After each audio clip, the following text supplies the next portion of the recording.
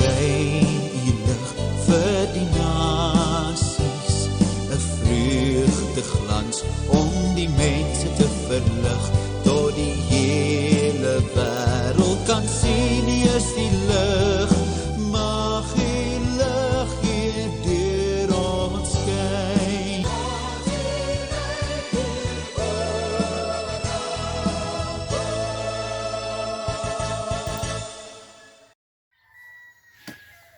Ek groet u my mede saamwerkskoliere.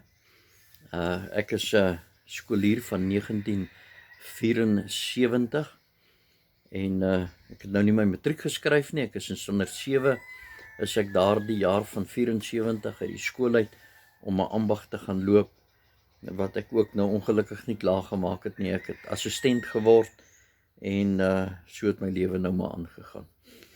Ek is later, ja, miskien kan ek net vir u sê, ek het 'n later jaar het ek opgetrek Johannesburg toe en toe Kaap toe en ek het 'n paar besighede gehad so deur my lewe tot en met die jaar 2000 wat die Here vir my dan voltyds bediening toegeroep het. Ek het in 1978 toe ek in die Arcani hostel gebly het, het ek kragdadig tot bekering gekom. Kamer 146 het ek 'n wonderlike ontmoeting met die Here Jesus gehad. Dit was die 6de September 1978, tussen 4:30 en 5:00 die aand, het God die streep getrek en gesê tot hier toe en nie 'n tree verder nie. So miskien eendag, dan sal ek vir my volledige getuienis gee, merkwaardig hoe die Here in my lewe ingetree het en ingegryp het, nadat ek in Kalani Hotel kamer 801 dit oorweeg het om selfmoord te pleeg. Kan net dit vir julle sê, ek het maar 'n goddelose lewe gelewe en miskien so ietsie, net vinnig vir u sê, ek het in King's Rest rangeerwerf een aand gestaan terwyl die weerlig so geslaan het en soos wat net Durban die elektriese storms beleef, het ek die aand gestaan, dit het geweldig gereën. En ek het my vinger so opgewys na die hemel en ek het God met die geweldigste woorde begine vloek. Jy weet, die Here kon my daardie aand met 'n weerligstraal getref het, dat daar nie eers van my as oorgebly het nie. Maar hoe groot was God se genade dat hy my verdra het, en op die einde van die dag het hy my dan ook gered op 'n wonderbaarlike manier, en dank ek die Here ook daarvoor. Hy het my dan ook bediening toegeroep, en soos ek sê, ek het van 2000 af is ek nou voltyds in die bediening. Nou dit is nou maar so, as 'n evangelis klop jou hart siele, en as jy na mense kyk, kyk jy na siele. As jy na mense kyk, dan dink jy in terme van die ewigheid. Jy weet, as ek deur die dorp beweeg, maak nie saak waar ek beweeg, wonder ek altyd of hierdie mense na wie ek nou kyk reg is om God te ontmoet, of hulle werklik op 'n wyse lewe dat hulle bereid sal wees indien hulle sou sterf om God by die oordeelstroon te ontmoet. Nou my liewe vriende, ek wil regtig vandag baie ernstig met u kom praat. U weet, veral met die COVID tyd het ons soveel plasings gekry op Facebook wanneer ons verneem hoeveel van ons saamwerkvriende gesterf het. En soos ek sê, elke keer as ek daardie plasing lees, dan wonder ek, hoeveel van hulle het werklik die Here gedien? Hoeveel van hulle was werklik reg om te sterf? En daarom wil ek vandag met u kom praat. En ek dink ek wil begin deur net 'n getuienis vir u voor te hou van 'n ou oomie wat in 'n park met 'n jong man gesit en gesels het. En hy het vir hierdie jong man wat in matriek was gevra wat hy gaan doen as hy klaar is met matriek. En die jong man het vir hom gesê, wel oom, as ek klaar is, gaan ek universiteit toe. En die ou oomie sê toe vir hom, en dan? Hy sê, wel oom, as ek dan klaar by die universiteit geswat het, gaan ek vir my goeie werk kry. En die ou oomie sê vir hom, en dan? Hy sê, wel, dan gaan ek my eie besigheid begin, ek wil my eie baas wees. Dis pragtig, sê die ou oom vir hom, en dan? Hy sê, wel oom man, sal ek maar seker trou, ek sal kinders hê, en hulle goed versorg. En dan? Wel, oom, dan sal ek maar seker as ek nou alles bereik het wat ek wou bereik het, sal ek seker maar op pensioen gaan en dan gaan ek en my vrou deur die wêreld toer en dan het ek mos nou tyd om te doen dit wat ek nooit voor tyd gehad het nie. En die ou oomie sê vir hom, dis mooi en dan? Hy sê wel, oom, dan sal ek maar seker ouerhuis toe gaan, soos almal maar ouerhuis toe gaan. Die ou oomie vra vir hom en dan? Hy sê oom, dan sal ek seker maar sterf soos wat alle mense maar sterf. Die ou oomie sê vir hom en dan? En toe sit skielik stil. En die jong man het toe nou niks te sê gehad. Waarom sou u dink was dit stil? Daar is net een rede. En dit is dat hierdie jong man het die fout gemaak soos wat miljoene mense maak en dit is, hulle beplan net vir hierdie lewe. En dit is daardie rede, dit is daarvoor dat hy nie antwoorde gehad het vir dit wat na die graf vir hom wag nie. En is dit nie tog maar ook die fout wat ons maak nie? Daarom wil ek vandag met jou kom praat. Jy sien, as 'n saamwerk-leerling het jy ook seker baie jare gelede klaargemaak met skool. En ek weet nie wat die verloop van jou lewe was en hoe jy jou lewe geleef het. En of jy jou lewe geleef het in die lig van die feit dat jy gaan sterf en eendag voor 'n lewende God gaan staan. En daarom wil ek jou nou vandag vra dat jy hierdie boodskap sal sien as 'n stoprybeheerteken waar God jou tot stilstand roep om te herbesin. Waarvan praat ek? Jy weet as 'n mens op die paaie ry, dan word jou spoed baie keer so gebreek in die tyd wat jy opgemaak het deur die verleggings in die paaie wanneer hulle daaraan werk. As jy so aangery kom en sien jy hier staan die borde alweer en dan dwing hulle jou tot stilstand en jy moet nou eers wag vir die verkeer om van vooraf te kom. En so hoop ek dat God hierdie boodskap gebruik in jou lewe om jou so 'n bietjie tot stilstand te bring. Ons kan so vinnig leef, so besig leef dat ons skoon vergeet dat daar 'n ewigheid vir ons wag. En dan wil ek sommer begin met 2 Korintiërs 13 vers 5, waar Paulus jou dan oproep met hierdie versoek, of liewer hierdie opdrag. En hy sê, ondersoek julleself of julle in die geloof is, en stel julleself op die proef. In ander woorde, maak seker dat jy gered is. Dit sê hy veral vir gelowiges. Jy weet, daar is so baie mense wat goeie, getroue kerkgangers is, net bloot godsdienstige mense, met wie ek al baie te doen gehad het, maar hulle is nog nie gered nie. En dit is juis vir hulle wat ek dan ook hierdie teks lees en sê, as jy 'n goeie, getroue kerkganger is, 'n persoon wat 'n fatsoenlike lewe lewe, dalk het jy onbesproke karakter. Jy's iemand na wie toe gemeentelede opkyk, dalk die regterhand van die predikant, miskien nog die ouderling, die hoofouderling. Dan wil ek vandag vir jou vra, is jy gered? Maak seker, sê Paulus, dat jy nie net bloot 'n godsdienstige mens, soos 'n Kornelius is waarvan ons in Handelinge 10 lees, wat al die regte dinge gedoen het, die regte gebede gebid het, maar tog was hy nie gered nie.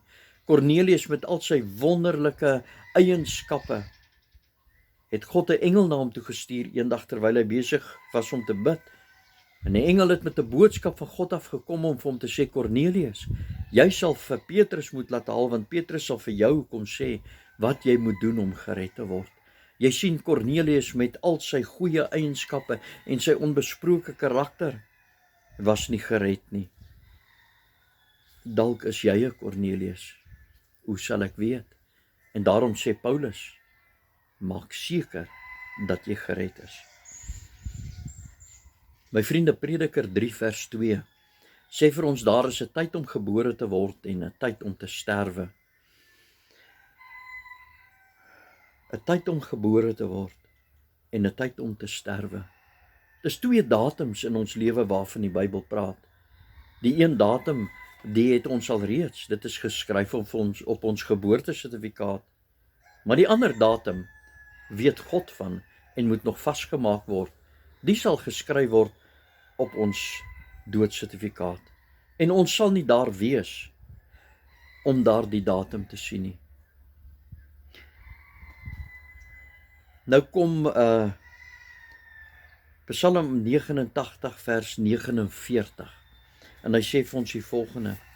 Hy sê, watter mens leef daar wat die dood nie sal sien nie en wat sy siel sal kan red uit die mag van die doderyk? Dis 'n belangrike vraag, dink ek. Sal jy saam met my stem? Watter mens leef daar wat die dood nie sal sien nie? Wat sy siel sal kan red uit die mag van die doderyk?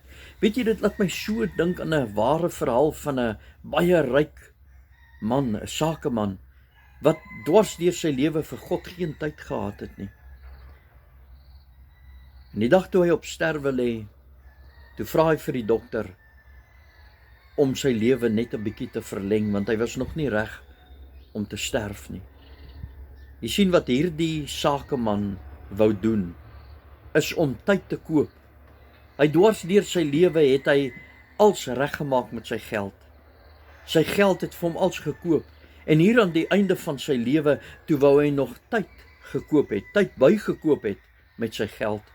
Hy het gedink dat hy 'n add-on bundle by sy lewe kan aankoop. Maar die dokter het vir hom ongelukkig gesê, ek is jammer, vir jou kan ek niks doen nie. Jy gaan sterf. Watter mens is daar wat sy siel sal kan red uit die mag van die doderyk? Dan kom Prediker 8 vers 8 en hy gee vir ons die antwoord, as hy sê, niemand het mag oor die dag van die dood nie. Niemand. Ons almal gaan sterf. 100% van alle mense sterf. Jy sien, Hebreërs 9 vers 27 sê vir ons baie duidelik, die mens is bestem om eenmaal te sterwe. Die mens is bestem om eenmaal te sterwe. Dit is waar jou lewe gaan eindig, by die graf, hier op aarde. Ons is nie vir altyd nie, my vriend. Psalm 90 vers 10 sê baie duidelik, hy sê die dae van ons jare daarin te 70, of is ons baie sterk is 80. Hier praat hy van daar die streepie tussen wat op die grafsteen staan, die streepie tussen die dag wat jy gebore is en die dag wat jy gaan sterwe. Daai streepie is verteenwoordig jou lewe van 70 of dalk 80 jaar. En ons weet, dit is nie almal wat so oud word nie. Daar is mense wat baie jonger as dit sterf. Ek dink byvoorbeeld sommer nou aan, ek dink dit was Willem van der Merwe, as ek dit nie reg het nie, as ek dit nie verkeerd het nie, wat om die sirkel by Montclair, by die treinbrug, deur 'n sementlorry, dink ek was dit gewees, doodgery is. Jong, nog op skool. Maar nietemin, as jy nie deur 'n ongeluk omkom nie, sê die Bybel, sal die lengte van jou lewe plus minus 70 of 80 wees. Dalk 'n bietjie ouer. Feit van die saak is, ons is nie vir ewig hier nie. Ons het net 'n beperkte aantal dae wat ons op die aarde is. My dierbare vriende, jy weet, die Bybel sê vir ons, die mens is bestem om eenmaal te sterwe. En dan, sê hy, en daarna die oordeel. En jy sien, dit is die deel waarvoor hierdie jong man met wie die ou oomie gepraat het, nie 'n antwoord gehad het nie. Die oordeel. En ek wil nou gou 'n bietjie met jou daaroor praat, maar jy mag dalk vir my sê, maar wag so 'n bietjie. Moenie met my oor die oordeel praat nie. Praat met my oor die liefde van die Here. Dan moet ek nou vir jou vandag kom sê, dit is so noodsaaklik dat ons daaroor praat. Ons wil nie graag daarvan hoor nie. Maar weet jy dat selfs die Here Jesus het vir die apostels gesê, dat hulle kragtig moet betuig, hulle moet kragtig van hom getuig, dat hy aangestel is as 'n regter van lewende en die dooies. Baie mense sê, maar om oor die oordeele te praat, is bangmaak stories, ons wil mense bang maak met die hel. Nee, my vriend, dis nie wat dit is nie. as God gesê het, ons moet daaroor praat. En hy het die apostels opdrag gegee om van hom te praat as die regter wat lewe en dode gaan oordeel. Dan het ons 'n mandaat van God om daaroor te praat. Ja, hy is die lam van God wat homself gegee het vir die sonde van die wêreld. Maar hy is ook die lam van God wat op die troon sit om te oordeel. Hy is die lam van God aan die ander kant van die graf, wat die Bybel van praat dat die mense het voor hier die aangesig van hom wat op die troon sit weggevlug. En hulle het verberge gesê, val op ons heuwels, bedek ons. Jy sien, ja, hy is die lam van God hier op aarde gewees, wat homself gegee het. Maar aan die ander kant van die graf is hy die God met wie rekening gehou moet word. Die een wat oordeel. Jy sien, die Here Jesus self, hierdie lam van God wat homself gegee het, vir jou en vir my sonde, die een voor wie ons gaan staan, die een wat aangestel is as regter van van die lewendes en die dooies. Dit is hy, luister nou mooi, wat in Lukas 12 vers 5 gesê het, ek sal julle wys wie julle moet vrees. Vrees hom wat nadat hy doodgemaak het by magte is, om in die hel te werp. Ja, ek sê vir julle, vrees hom. Hier is die seun van God, die lam, wat vir ons kom sê, julle moet God vrees. Ek sê vir julle, vrees hom. Ons het nou duidelik gesien dat ons 'n mandaat uit die woord het om te praat oor die oordeele. En dis wat ek nou wil doen.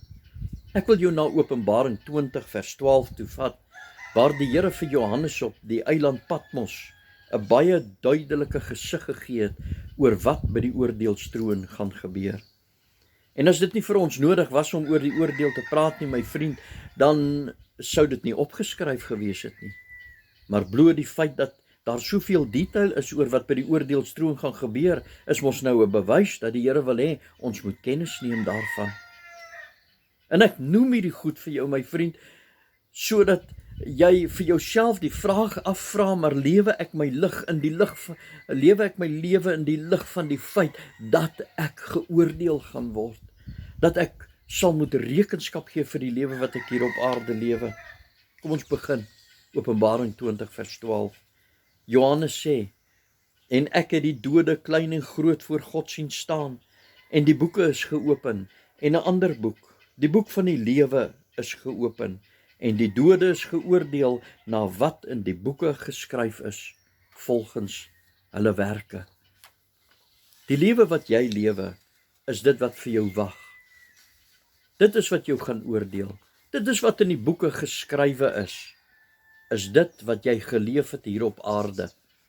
Jy weet, Handelinge 17 vers 26, ag, hier wil ek vir jou uit die Engelse Bybel uitlees, want hy sê dit so mooi.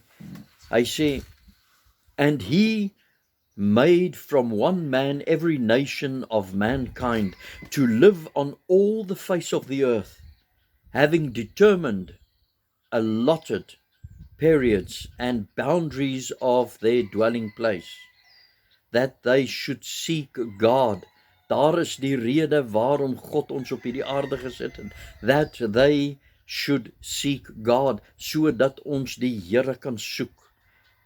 Nou wil ek vir jou vra, my vriend, vat jou ouderdom, hoe oud jy nou ook al is, en vra jouself hierdie vraag af, as jy dan 50 of 60 is, ek word nou 65 soos die Here wil die 20ste Maart. En ek moet myself die vraag afvra, hoeveel van hierdie tyd het ek gebruik om God te soek? Ek vra daar die vraag vir jou. As die woord van die Here dan vir ons baie duidelik sê, dat die dae van ons jare 70 of 80 is ons aan die verkeerde kant van 50. Ons is baie naby aan 70. Vat jou ouderdom. Jy weet, kom ek sê vir jou so, Psalm, ek dink is 90 vers 12, sê die psalmdigter, Here, leer ons om ons dae so te tel, dat ons 'n wyse hart mag bekom. En wat ek dink die psalmdigter daar sê, is, Here, Help vir my om somme te maak van my lewe. Nou kom ons doen dit. As die Bybel dan sê ons gaan 70 word, of 80, kom ons vat dan die getal in die middel, 75. Hoe oud is jy nou? 60? Het jy al 60 jaar van die 75 gekry wat al opgeleef? Dan wil ek vir jou vra, wat het jy in hierdie 60 jaar gedoen? Het jy God gesoek, soos wat sy woord sê, wat die rede is, hoekom jy hier op aarde is? Jy sien my vriend, dit is wat opgeskryf gaan word in die boek, in die boeke. Dit is jou lewensverhaal. Wat gaan daar geskryf staan?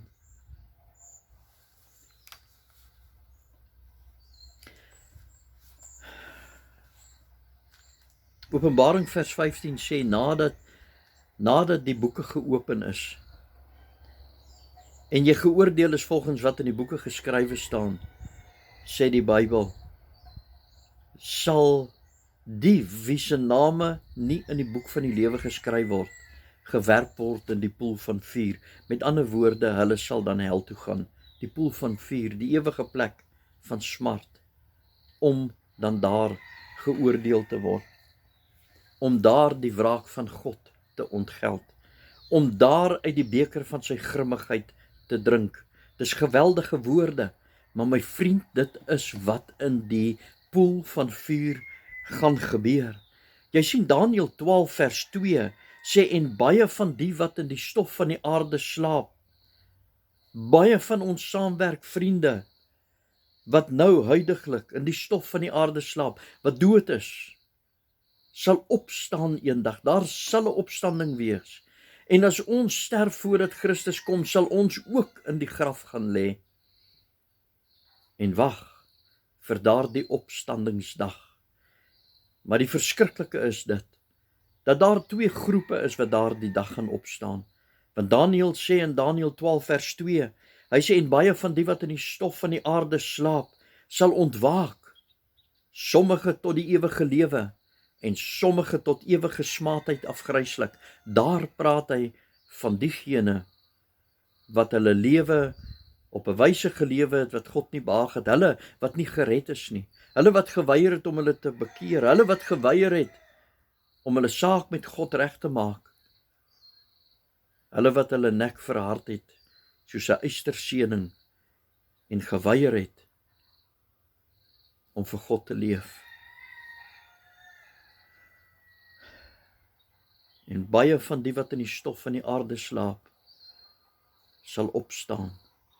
Sommige tot die ewige lewe, dank God vir hulle, hulle wat gered is, wat gehoor gegee het op God se roepstem, en wat met God versoen is. Maar dan, hulle wat sal opstaan tot ewige smaadheid. Kan ek jou 'n vraag vra? As jou graf eendag oopskeer, as jy nou moet sterf,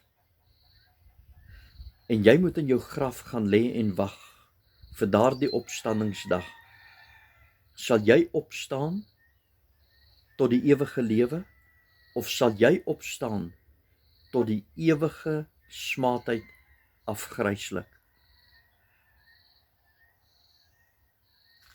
Openbaring 14 vers 11 sê, en die rook van hulle pyniging sal opgaan dag en nag, en daar sal geen rus wees nie.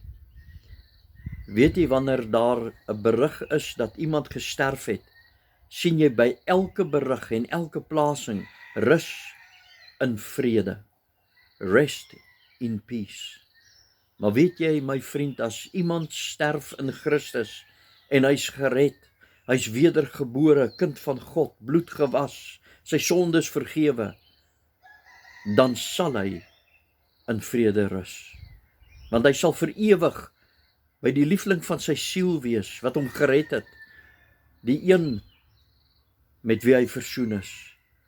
Maar vir elke persoon wat in sy sonde sterwe en geweier het om hom te bekeer, vir elke persoon wat onverskillig teenoor God leef en geweier het om hom met God te versoen, daardie persoon sal met die opstanding opstaan tot ewige smaadheid afgryslik. En dit is waarvan die Bybel praat, as hy sê, en die rook van hulle pyniging sal opgaan, dag en nag. En weet jy, die verskriklike is dit, my vriend, is dat baie mense dink dat die duiwel in beheer is van die hel. Maar dit is nie so nie, want die hel is berei vir die duiwel en sy engele. Jy sien, wanneer jy in die poel van vuur gewerp word, sal jy ook daar met God te doen kry. Want die woord van die Here sê, en ek wil hê jy moet nou baie, baie mooi luister. Hy sê in 2 Tessalonisense 1 vers 8 en 9, dat God in vuur en vlam gaan wraak uitoefen op die wat God nie ken nie, en die wat ongehoorsaam was aan die evangelie van Jesus Christus. Jy sien die plek, die hel is 'n plek waar God wraak uitoefen.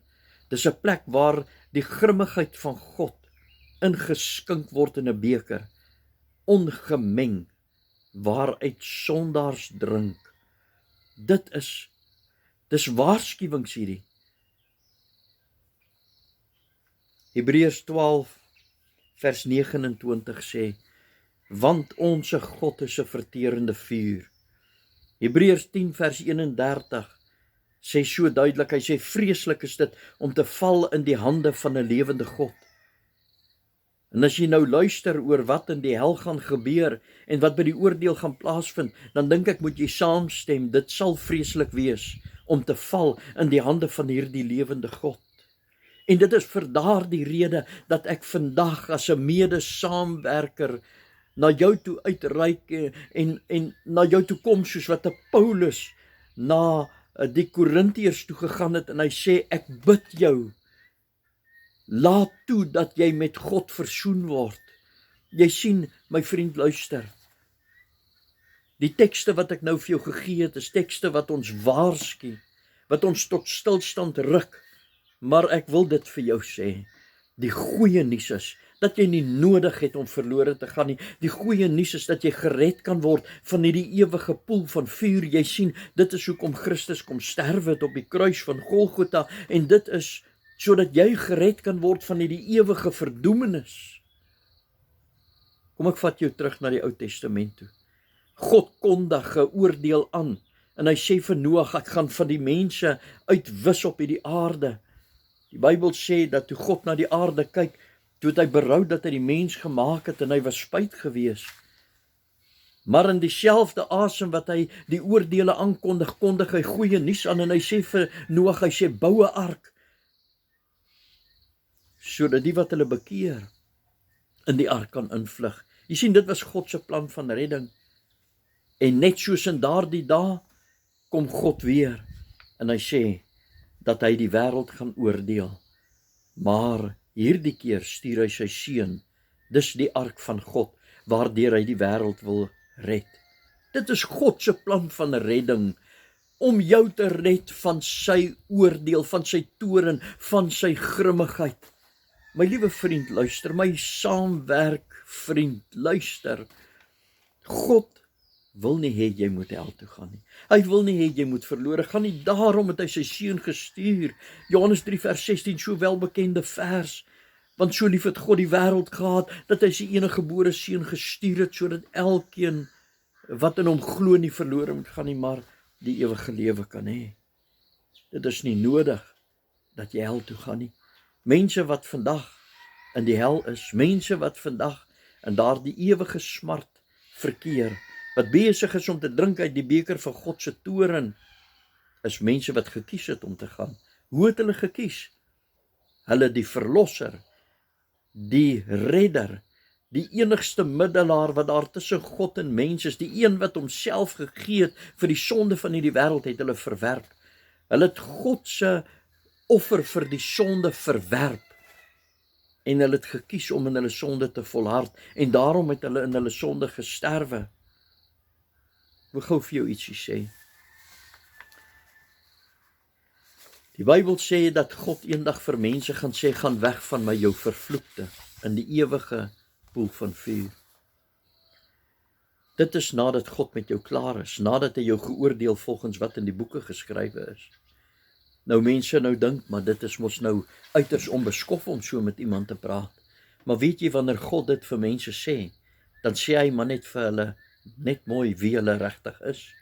Want elke persoon wat sonder Christus sterwe, sterwe in sy sonde, en hy sterwe onder die vloek van sonde. Hy sterf as 'n vervloekte, en daarom is God heeltemal reg as hy na mense verwys as vervloektes, en hy sê, gaan weg van my, jou vervloekte, in die ewige helse vuur.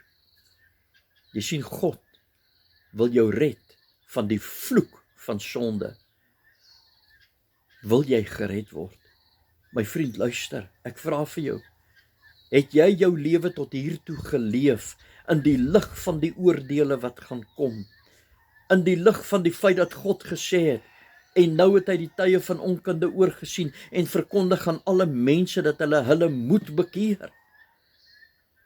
Jy mag dalk sê, ja, maar baie mense dink nie dat daar 'n oordeel gaan plaasvind. Welkom, ek gee vir jou 2 bewyse dat die oordeel wel sal plaasvind. Die een is Noag en die ark. God het gesê en hy het dit gedoen. Want die woord van die Here sê vir ons baie duidelik dat God nie een is dat hy iets sou sê en dit nie doen nie. Die tweede bewys wat ons het dat die oordeel gaan plaasvind is in Jerusalem. Daar is 'n teken en daardie teken is die leë graf van die Here Jesus Christus. Die leë graf hou 'n baie goeie boodskap in vir 'n gelowige, want dit gee vir hom hoop in die opstanding. Maar daardie leë graf is net so, is dit vir die sondaar 'n afgryslike teken, 'n teken dat die oordeel wel gaan plaasvind. Want jy sien, dit is presies wat geskryf staan. Ek meen dit is in Hebreërs 9 vers 27. Ek kan nou nie presies die skrifverwysing onthou. Soek dit op. Ek quoteer dit vir jou. Hy sê, want God het die tye van onkunde oorgesien en verkondig nou aan alle mense dat hulle moet bekeer. Want, luister, hy het 'n dag bepaal waarin hy die wêreld gaan oordeel deur 'n man, luister nou mooi, deur 'n man wat hy opgewek het uit die dode. En wie is daardie man?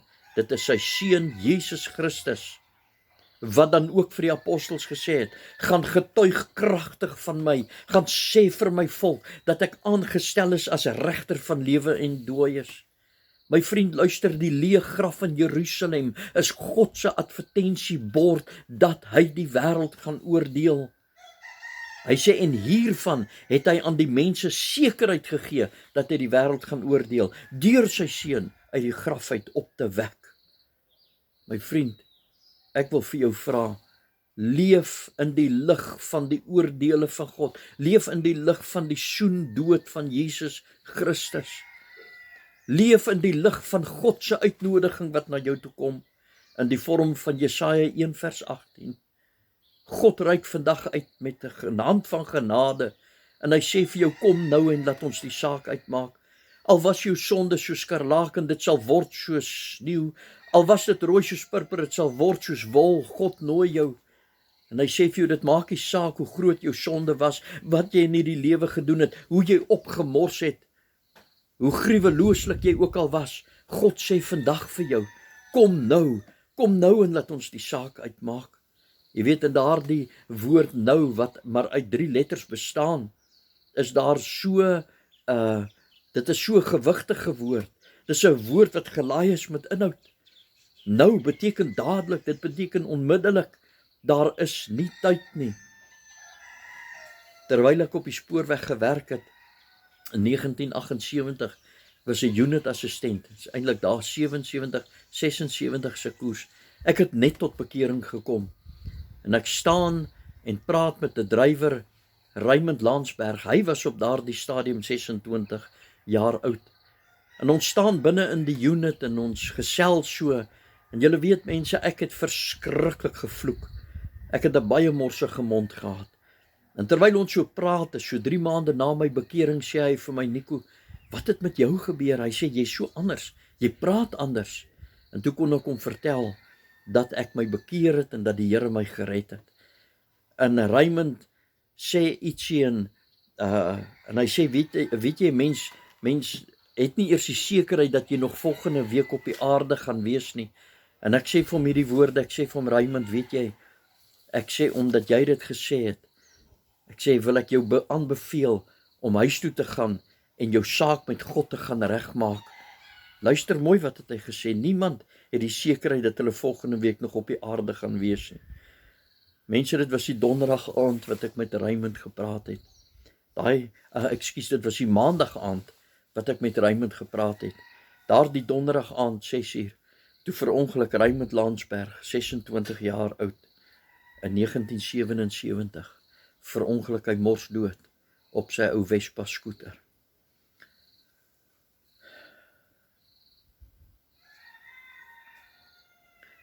Luister, God het vir jou 'n stopteken gebring vandag. Hy het jou tot stilstand kom ruk deur hierdie boodskap. Wil jy nie luister nie? Jy's aan die verkeerde kant van 50. Die grootste deel van jou lewe is verby. Skik jou, o mens, om God te ontmoet.